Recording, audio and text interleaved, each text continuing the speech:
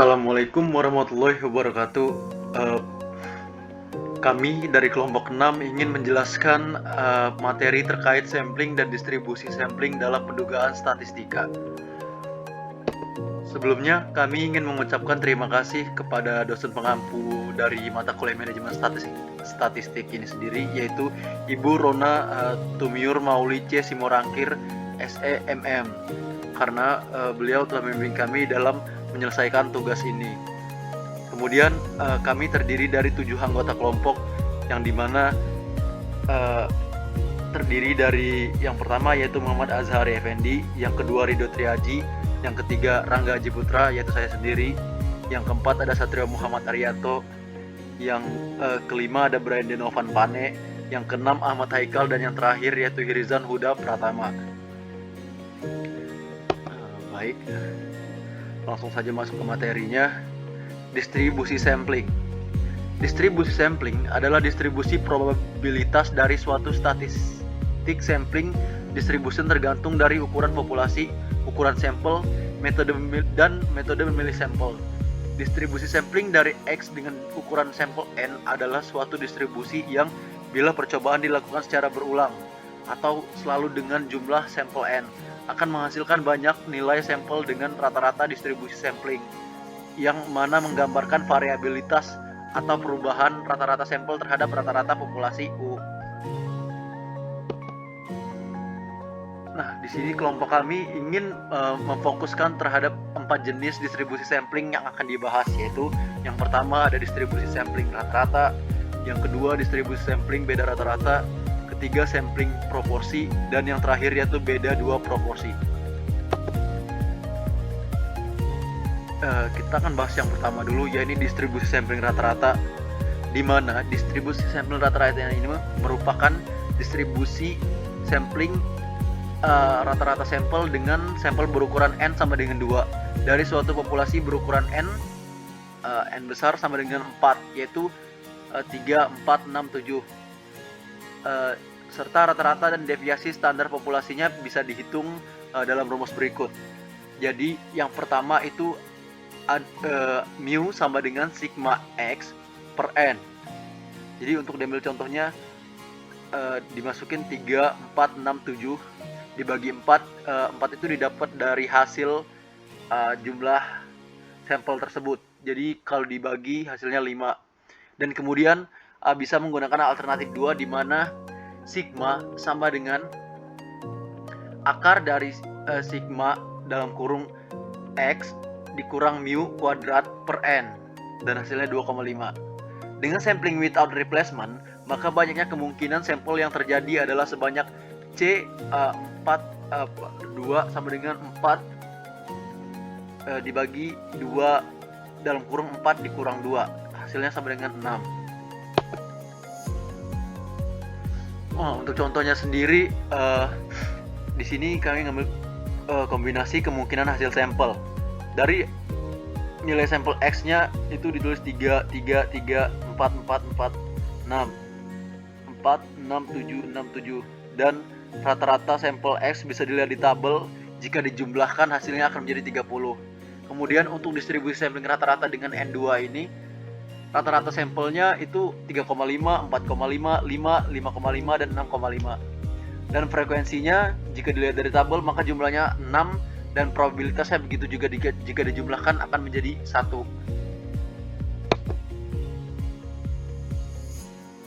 Nah, jadi berdasarkan tabel ilustrasi di atas, maka mu dibagi X sama dengan 30 dibagi 6, dan hasilnya 5. Dan ini membuktikan bahwa ternyata mu dibagi X sama dengan hasil dari mu itu sendiri.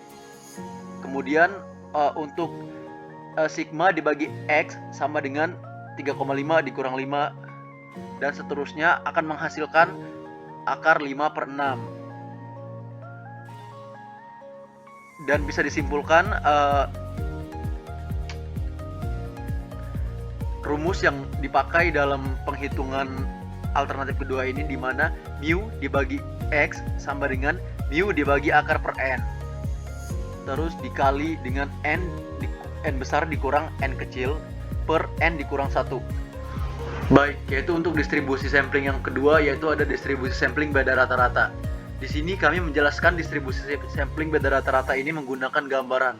Misalnya, ketika sedang meneliti dua populasi, yaitu populasi 1 dan populasi 2, yang masing-masing memiliki ukuran N1 dan N2. Kemudian dari masing-masing populasi tersebut, kita mengambil sampel dengan ukuran N1 dan N2. Pengambilan menghasilkan kombinasi sampel sebanyak C dalam kurung N2, N2 besar dan N2 kecil. Dengan kata lain, kita memiliki rata-rata sampel dari populasi 1 dan rata-rata sampel dari populasi 2 yang cukup banyak.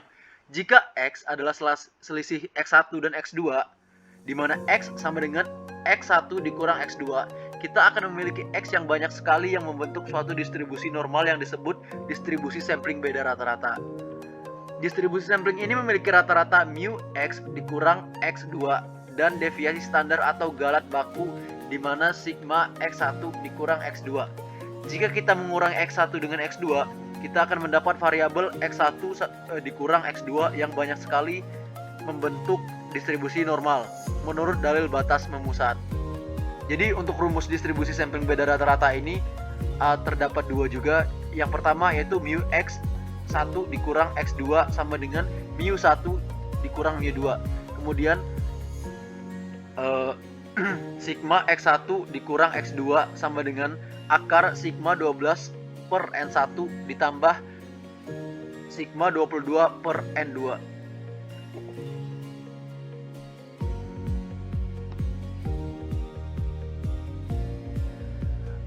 Baik, untuk contoh soalnya di sini ada lampu pijar merek ampuh memiliki rata-rata daya tahan 4.500 jam dengan deviasi standar 500 jam.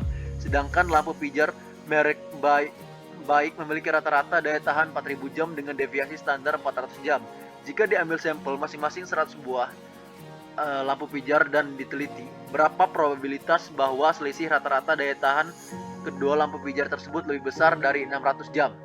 Nah, untuk jawabannya sendiri, kita memakai rumus yang pertama yaitu mu X1 dikurang X2 sama dengan mu 1 dikurang mu 2 dan dimasukkan yang pertama yaitu rata-rata daya tahannya sebesar 4.500 jam dikurang dengan merek lampu pijar yang baik yang memiliki rata-rata 4.000 jam sama dengan hasilnya yaitu 500. Nah, lanjut ke sigma X1 dikurang X2 sama dengan akar sigma 12 per N1 plus sigma 22 per N2 untuk rumusnya. Jika kita dimasukkan dari contoh soal tersebut, maka didapat akar 500 dikali 2 ditambah 400 dikali 2 sama dengan 1100 dan hasilnya sama dengan 64. Next. Jadi P X P dalam kurung X1 dikurang X2 lebih besar daripada 600. Untuk menghitung probabilitas tersebut, kita harus menghitung luas daerah yang diarsir dengan menggunakan distribusi normal dengan ketentuan Z sama dengan X dikurang mu, maksudnya Z sama dengan X per sigma dikurang mu. Karena X sama dengan X1 dikurang X2 dikali mu sama dengan mu X1 dikurang X2, maka sigma sama dengan sigma dikali 1 dikurang X2 Z sama dengan dalam kurung X1 dikurang X2 dikurang mu X1 dikurang X2 dikali sigma X1 dikurang X2. Untuk X1 dikurang X2 hasilnya yaitu 600. Jadi Z sama dengan 600 dikurang 500 dan hasilnya sama dengan 64. Dan juga didapat dari hasil 64 ini yaitu 1,5, dimana jika dibulatkan menjadi persentase yaitu bakal menjadi 44,6%. Jadi jika disimpulkan P dalam kurung X1 dikurang X2 lebih besar dari 600 sama dengan 50% dikurang 44,06%. Dan hasil yang didapat dari perhitungan tersebut yaitu sebesar 5,94%. Baik, lanjut ke distribusi sampling.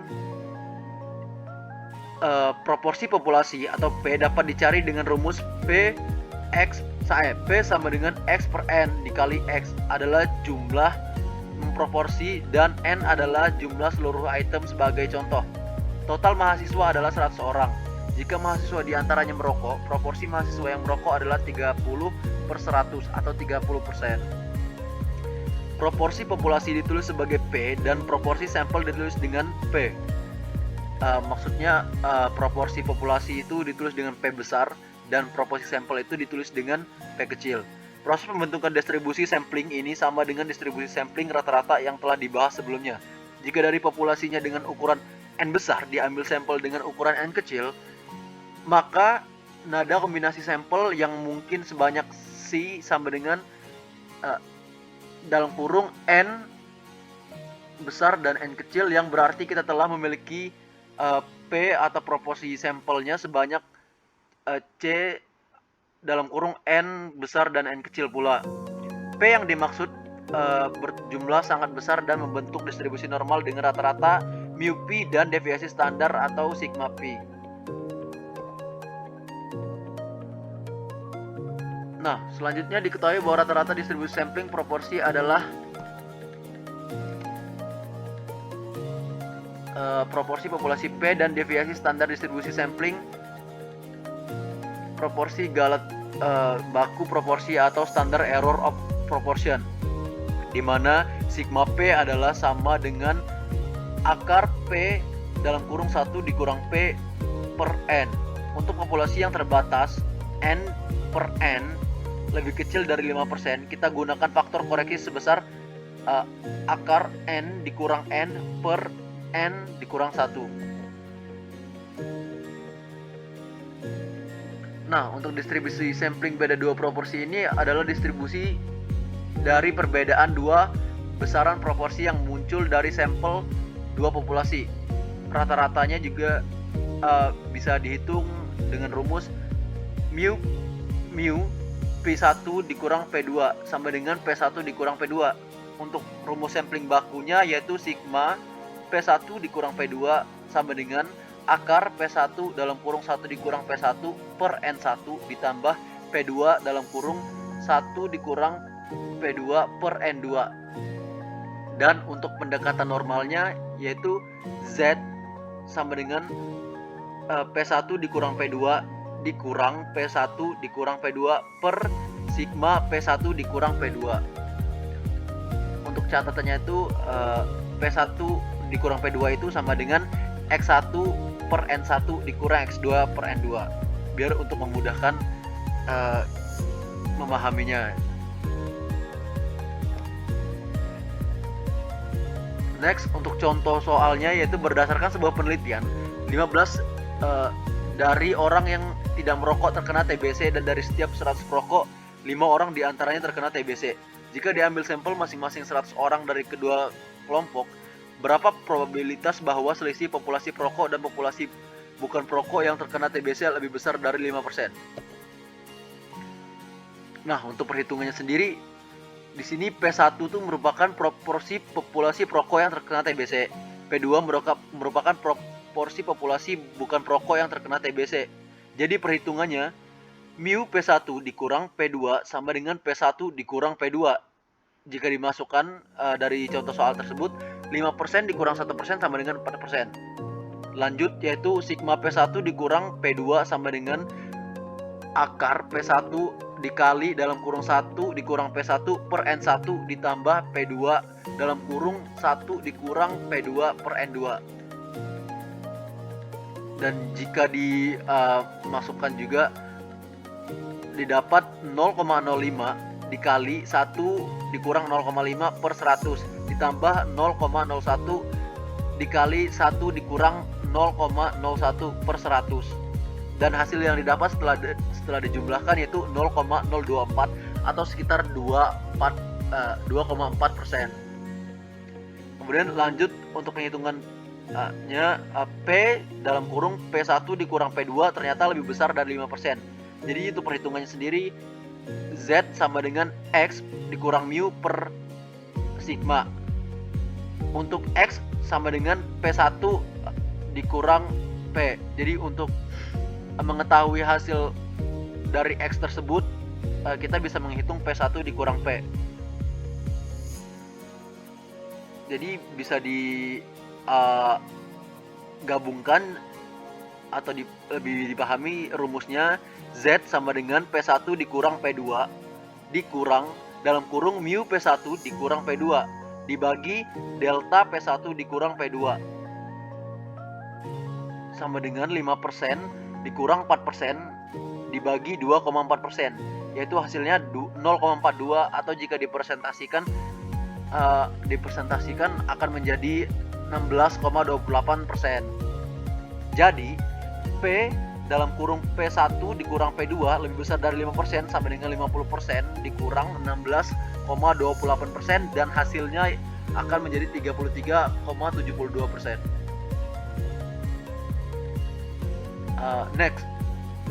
Nah, jadi kesimpulan dari pembahasan yang sudah kelompok kami bahas yaitu sampling distribusi adalah distribusi probabilitas dari suatu statistik. Sampling distribusi tergantung dari ukuran populasi, ukuran sampel, metode memilih sampel, manfaat sampel.